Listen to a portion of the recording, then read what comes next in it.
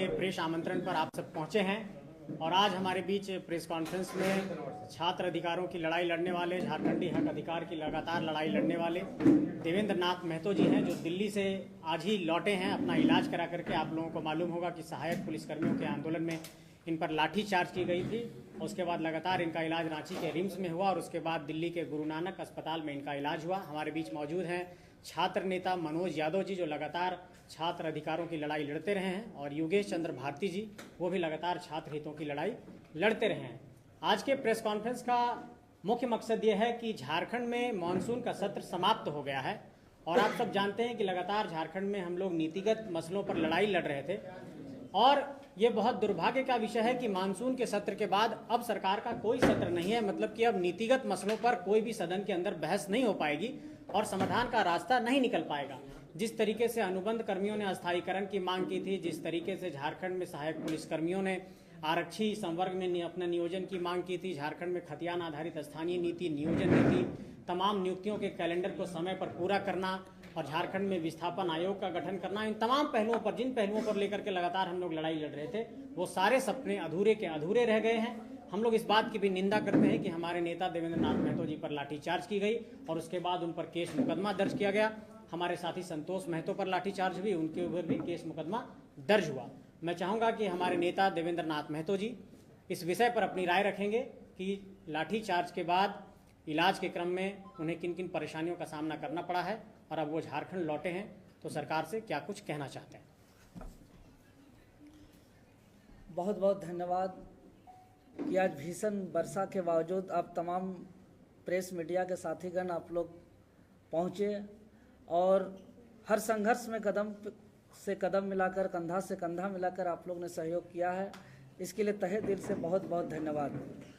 जैसा कि आप लोग सभी जानते हैं कि विगत 19 जुलाई को जो पिछले 18-20 दिन से सहायक पुलिसकर्मी जो आंदोलनरत थे, जिसको कोई सूद लेने तक नहीं आया था, कोई वार्ता के लिए नहीं आया था, तभी मदद मांगने पर, सहयोग मांगने पर हम लोग ने घोषणा करके पूर्व निर्धारित कार्यक्रम के तहत हम लोग सीएम आवास घेराव के लिए गए थे। और 19 जुलाई को जिस वक्त सीएम आवास घेराव के लिए हम लोग गए थे, वहाँ पे हम बैठे हुए थे शांतिपूर्ण तरीके से, किसी भी प्रकार का कोई गतिविधि नहीं कर रहे थे। उसके बावजूद एक हम कह सकते हैं कि जिस तरीके से पुलिस ने बर्बरतापूर्वक लाठीचार्ज किया गया, वह स्पष्ट नज़र आ रहा है कि वह किसी न किसी तरीके का जानलेवा हमला है। उसके बाद बेहोश की स्थिति में मुझे रिम्स एडमिट कराया गया। रिम्स में जो 6 दिन तक मेरा ट्रीटमेंट चला यहाँ के पुलिस प्रशासन की निगरानी पर, और मुझे एक भी रिपोर्ट नहीं दिया गया।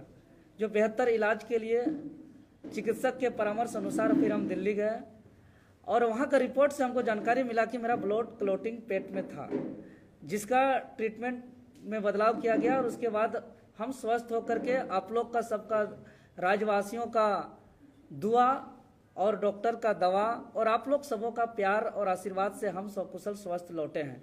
और हम पहले ही घोषणा किए थे, जिस वक्त हम 5 कदम हम चल सकेंगे उस दिन हम पुनः जनता के बीच आएंगे। और इस बीच में एक सरकार का 5 साल का कार्यकाल का जो एक अंतिम विधानसभा सत्र चला और आज उसका अंतिम दिन है, कल ही हो गया। तो अब सत्र खत्म होने के बाद जो भी वादा करके सरकार आई थी, एक भी वादा पूरा नहीं किया। न झारखंडियों को पहचान दिला पाया, न स्थानीय नीति, न नियोजन नीति, न 5 लाख नौकरी, न नियमित जेपीएससी के द्वारा आयोजित परीक्षा कराना, न निष्पक्ष और पारदर्शिता से जेएसएससी का एग्जाम कराना, किसी भी प्रकार का कोई भी वादा पूरा नहीं किया। और इसको लेकर के हम लोग पिछले रघुवर दास जी के सरकार के खिलाफ भी हम लोग सड़क पर पूरा राज्य स्तर पे हम लोग आंदोलन किए थे, जिसके परिणाम सरकार में परिवर्तन हुआ, सत्ता में परिवर्तन हुआ। लेकिन जो वादा करके आए थे, फिर ये सरकार से भी धोखा हम लोग को मिला है। इस दौरान में हम लोग जो ऐतिहासिक आंदोलन किए, चाहे विधानसभा घेराव की बात करें, मुख्यमंत्री आवास घेराव की बात करें, झारखंड बंद की बात करें, विधायक सांसद से लिखित समर्थन लेने की बात करें, या हाट बाजार में सखुआ पत्ता ढोल नगाड़ा घुमाने की बात करें, चाहे डिजिटली आंदोलन करें, फिजिकली आंदोलन करें, हर आंदोलन को ऐतिहासिक बनाए। हम लोग पे लाठीचार्ज, हम लोग पे FIR, सब कुछ हो गया, लेकिन अंततः हम लोग का मांग पूरा नहीं हुआ। और इस पे लेकर के आंदोलन से हम लोग का झारखंड स्टेट स्टूडेंट यूनियन जो स्टूडेंट का लड़ाई लड़ते लड़ते हम लोग भाषा खतियान का लड़ाई लड़े और झारखंडी भाषा खतियान संघर्ष समिति भी बनाए और अंततः अब हम लोग राजनीतिक विकल्प में आए हैं। और आप तमाम मीडिया के समक्ष हम बताना चाह रहे हैं कि ये पिछली सरकार को भी देखे, वर्तमान सरकार को भी देखे तो निश्चित ही झारखंड के जनता को छल करने का काम किया है। इसीलिए अब हम लोग आगामी विधानसभा चुनाव में हम लोग जोर शोर से हम लोग पूरे झारखंड प्रदेश में हम लोग चुनाव लड़ेंगे और झारखंडी भाषा खतियान संघर्ष समिति के बैनर तले हम लोग राज्य के तमाम आंदोलनकारी जो भी आंदोलन का नेतृत्व किए हैं, हर विधानसभा से हम लोग उसको जोर शोर से उतार करके हम लोग बहुत ही शानदार उपस्थिति दर्ज कराएंगे विधानसभा सत्र के दौरान। और आगे हम लोग फिर अपना झारखंड में कोशिश करेंगे, अगर जनता का प्यार मिला तो फिर हम लोग सदन के अंदर जाकर के राज्य का तकदीर और तस्वीर हम लोग बदलने का काम करेंगे। चलिए, मनोज यादव जी से आग्रह होगा क्यों मीडिया को कुछ सवाल है तो? सवाल ये है कि सरकार की नीति और तमाम चीज़ों पर सवाल उठाए आपने। आप दिल्ली गए थे, आपके केंद्रीय अध्यक्ष बैठे थे, उन्होंने कहा कि आपका फोन ऑफ रहा, आपको मिलने नहीं दिया गया।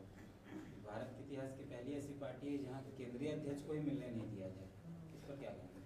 देखिए, जहाँ मेरा फ़ोन ऑफ रहने की बात है तो विगत 19 जुलाई से ही मेरा फ़ोन ऑफ है। मेरे सहयोगी साथी का रांची तक में बहुत कोई का ऑन था, लेकिन चूंकि दिल्ली गए थे तो दिल्ली का पहला दिन बहुत तरह का एडमिट का काम होता है, बहुत सारा एड्रेस लिखाना, यहाँ से जांच रिपोर्ट नहीं था तो सारा जांच को कराना, तो फ़ोन ऑन रख के किसी से बात करने पर मेडिकल से उनको डांट भी पड़ता था, इसलिए वो ऑफ रखा था। पहला दिन का बात था, उसके बाद फ़ोन हमेशा सुचारू रूप से उनका ऑन था। और जो भी मसला है इसको हम लोग बैठ करके हम लोग इस पर बात कर लेंगे एक बार। क्या छात्र नेता देवेंद्र नाथ महतो को JBKSS में आने के बाद पहचान मिली है? आपके केंद्रीय अध्यक्ष जयराम महतो ने एक इंटरव्यू में कहा। देखिए, हम लोग राज्य के हित और कल्याण के लिए, यहाँ के ज्वलंत मुद्दा के लिए हम लोग सदा, चाहे रघुवर दास जी का सरकार हो या वर्तमान सरकार हो, हम लोग लड़ाई लड़े, आंदोलन किए, संघर्ष किए। और भले हम बहुत अच्छा भाषण हम नहीं दे पाते हैं, लेकिन आप लोग के सहयोग से और राज्य के जनता के आशीर्वाद से, निडरता से हम हर लड़ाई को आप लोग का आशीर्वाद का मिला शक्ति से हम लड़ते हैं।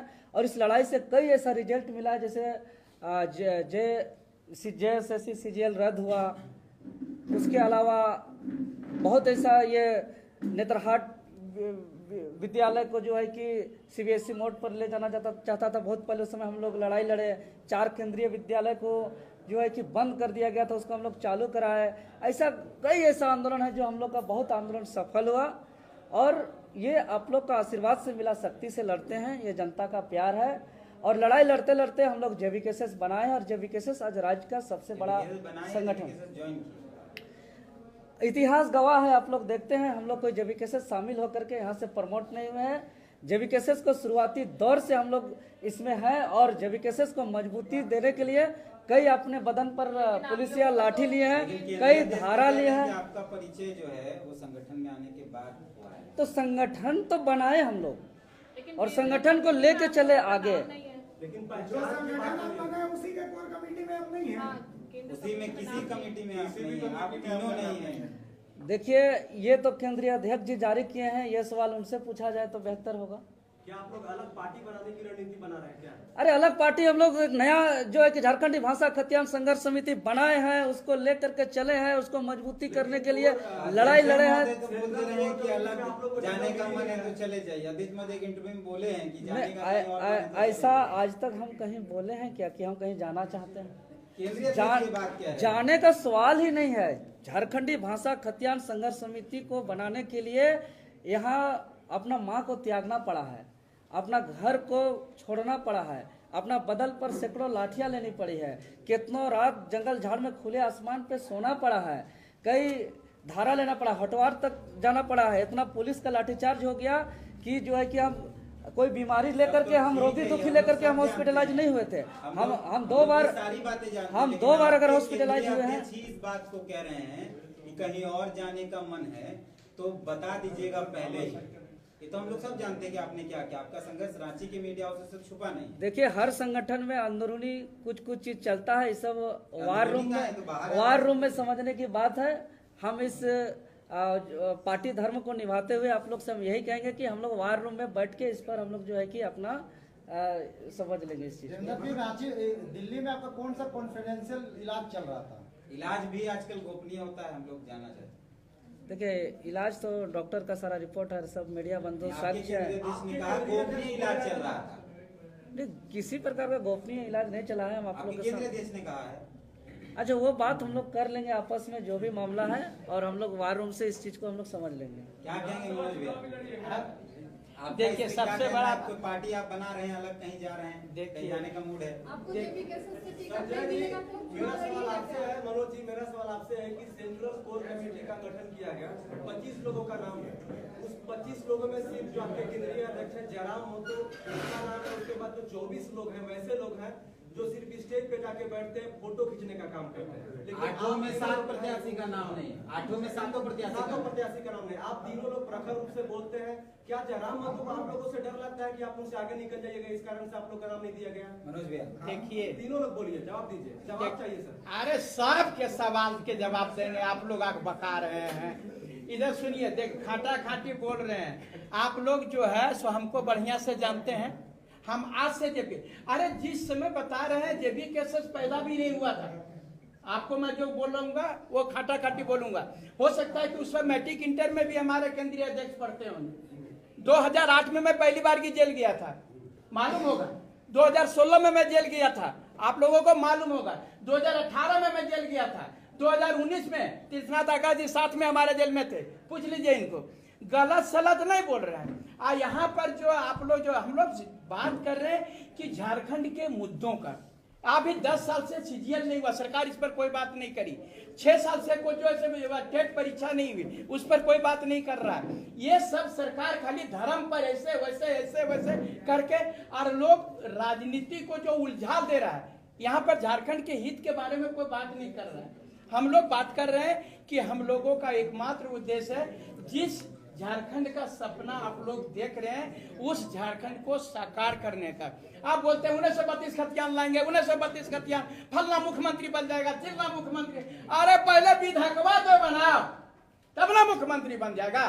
तो आपके केंद्रीय अध्यक्ष इस बात को कहते हैं। लोग लुभान भाषाओं से सवाल नहीं दबाइए आप। सवाल मूलतः यह है कि आपके केंद्रीय अध्यक्ष जब प्रेस कॉन्फ्रेंस किए थे तो उन्होंने स्पष्ट तौर पर कहा किसी को कहीं जाना है तो वो पहले बता दे। आप पर भी ये आरोप है कि आप के कई ऑडियोज हैं जहां आपने अपने केंद्रीय देश पर से गंभीर सवाल उठाए हैं।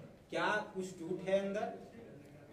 अभी तक तो कोई टूट नहीं है। और आप जो बोल रहे हैं कहीं जाना चाहते हैं, अगर यदि उनको कहीं भेजना है तो भेज दीजिए, कोनो गाड़ी में चढ़ा दीजिए। अभी तक नहीं तो क्या आगे संभावना है? आपने कहा अभी तक टूट नहीं है, तो क्या आगे संभावना है? देखिए, आप जो बोल रहे हैं कि आप जो अभी एक ने बात बताएंगे, भविष्य किसने देखा है? आप बता सकते हैं कि भविष्य को कौन कल हम जिंदा रहेंगे कि नहीं चल रहा? अभी तक तो बहुत बढ़िया से। अभी उपाध्यक्ष महोदय 8 दिन तक एडमिट रहे, अध्यक्ष महोदय नहीं देखिए, मिले, ये चीज जो है, लेकिन मंत्री इरफान अंसारी की मां का इंतकाल हुआ। वो एकदम एक दिन पहले उनकी तबीयत खराब थी, पेट खराब था, पानी चढ़ रहा था, उसके बावजूद भी देवघर चले गए उनकी मां के उसमें। तो ये तो नहीं लगता है कि सब कुछ ठीक चल रहा है। देखिए, ये आप जो बोले कि वो कैसे चले गए वहां और यहाँ पर केंद्रीय उपाध्यक्ष के पास क्यों नहीं आए, ये तो अब उनके मन के बाद हम आपको बता सकते हैं। हमारे मन में क्या चल रहा है दूसरा कोई बता सकता है? आप केंद्रीय अध्यक्ष महोदय अगर यदि वहां गए और यहाँ नहीं आए तो ये सवाल मैं समझ रहा हूँ कि उनसे कहते कि आपके मन में क्या था। तबीयत ही खराब बहुत ज्यादा रहता तो सवाल हम लोग हमेशा बेहोश हो जाते हैं, पानी चढ़ने लगता है, इसलिए ज्यादा सवाल उनसे नहीं कर पाते हैं। देखिए, जवाब देते सुनिए, आप लोग हम लोग को हम भगवान की कृपा से स्वस्थ हैं। आपको जितना सवाल पूछना है उतना सवाल दीजिए। जब हम वह लाठी कपाट फट गया, कब खून बह रहा था, उसके बावजूद भी हम लड़ने तैयार थे। हम बेहोश नहीं होते हैं, हम खाते झारखंडी हैं, हम वो बेहोश नहीं होते हैं। मनोज जी, आपकी पार्टी के प्रवक्ता हैं, उन्होंने कहा कि जो लोग सोशल मीडिया के जरिए गुमराह कर रहे हैं सब रडार पे हैं, पहले भी कार्रवाई हुई है और अभी जो लोग गुमराह कर रहे हैं वो भी हमारी नजर में, उन पर आगे भी कार्रवाई होगी। क्या उनका इशारा आप लोग की तरफ था? सुनिए, आप लोग बढ़िया से जान लीजिए, और नहीं जान रहे हैं तो स्पष्ट बता देता है। मनोज यादव कोनो वह बरसाती मेढक नहीं जो टरटराने लगता है। हम इसके पहले आपको बता रहा हूँ, मैं इसके पहले भी विधानसभा चुनाव लड़ चुका हूँ, सबको जानते हैं, और वो भी रिकॉग्नाइज पार्टी से। उसके बाद में भी मैं निर्दलीय से भी चुनाव लड़ा और अपनी उपस्थिति को दर्ज कराया। ये बात है वो मैंने किसी के बने टिकट दे दो टिकट दे दो। बात आप कई बार दोहरा चुके हैं। सवाल ये जो प्रवक्ता ने सवाल पूछा है रडार पे हैं, किसकी तरफ उनका इशारा है सोशल मीडिया के जरिए? आप वो रडार में किए है से हम कैसे जाने और ये कैसे डिसाइड कर लिए वो रडार में हम ही ऐसे हो सकता है वो रडार में आप लोग भी हो। आपने कहा कि टिकट नहीं देगा फिर भी मैं विधानसभा चुनाव लड़ूंगा। अच्छा एक बात बताइए कि बोला कि टिकट अरे हमारा टिकट नहीं देगा तो ककरा देगा? बस टिकट है जकरा काट देगा। अच्छा आप ही बताइए ना जो चेहरा है आप देखिए सारे मीडिया में 1 लाख नहीं थे उनको टिकट मिला।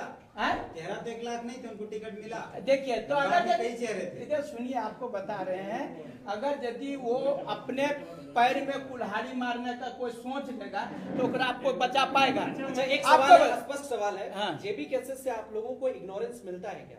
इधर सुनिए ये चीज जो है हम भी इस चीज से इत्तेफाक आप लोगों का जो बोल रहे हैं नहीं महसूस नहीं कर रहा हूँ। आपको बता रहे हैं कि इसके पहले भी कमेटी का निर्माण हुआ तो ये होता है कि सबसे पहले आप जो लोकतंत्र की बात करते हैं तो जब भी कमेटी का निर्णय हो हमारे दोनों उपाध्यक्ष भी यहाँ पर मौजूद हैं, मैं भी हूँ यहाँ पर और यहाँ पर जो है वो सार्वजनिक रूप से निर्णय लिया जाता है कि किसको कोर कमेटी में रखना किसको नहीं रखना। ये एक आपसी कोऑर्डिनेशन होता है। हो सकता है उस कोऑर्डिनेशन में कुछ गड़बड़ियां हुई हो तो उस पर हम और सब पार्टी केंद्रीय अध्यक्ष स्वतः सब कुछ कर लिए कि आप लोगों से कुछ पूछा नहीं। क्या पार्टी के अंदर डेमोक्रेसी नहीं है? आप देखिए पार्टी के अंदर प्रजातंत्र डेमोक्रेसी नहीं है वो तो अध्यक्ष महोदय ने बताएंगे। वो हमारा आप गोरखिया से गाय बेचिएगा तो थोड़े नहीं बिकेगा, मालिके से नहीं बिकेगा।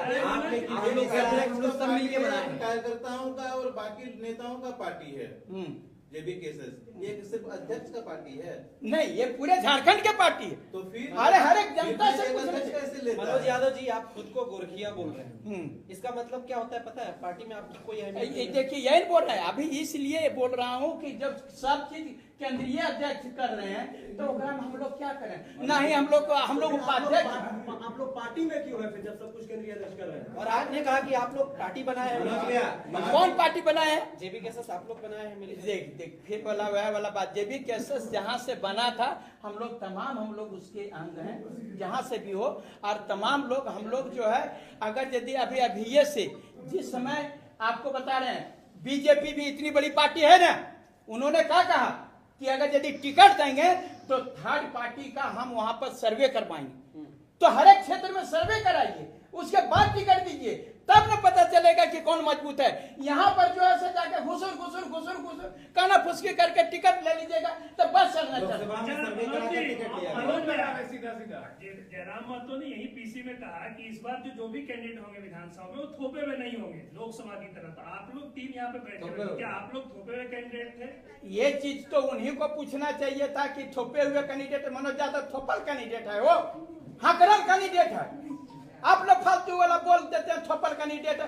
देवेंद्र नाथ थोपल है, संजय जी थोपल है, ये नाम के मुहताज है झारखंड में, ये नाम के मुहताज है। केंद्रीय अध्यक्ष बोल रहे हैं। देखिए केंद्रीय अध्यक्ष यह सवाल तो आप लोग गड़बड़ करते हैं।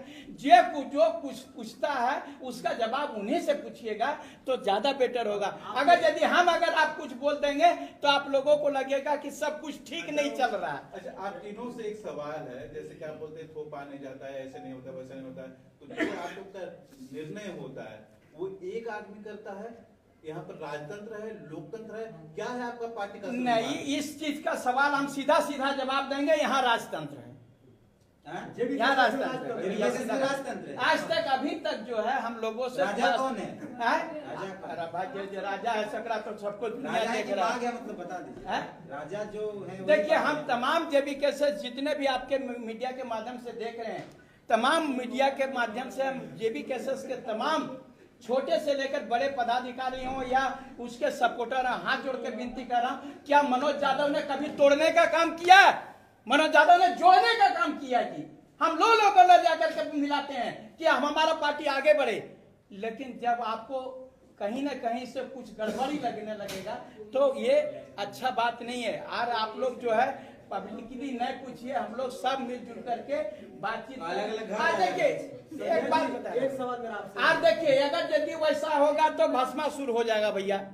बस कौन तो सबको जान ले रहे हैं कि अगर यदि आप नहीं करिएगा और आप किसी को जो अंगद नायक के परिवार के एक बड़ा मुद्दा है जो रांची में एक छोटा देवेंद्र भी लोग केस का कहते है, थे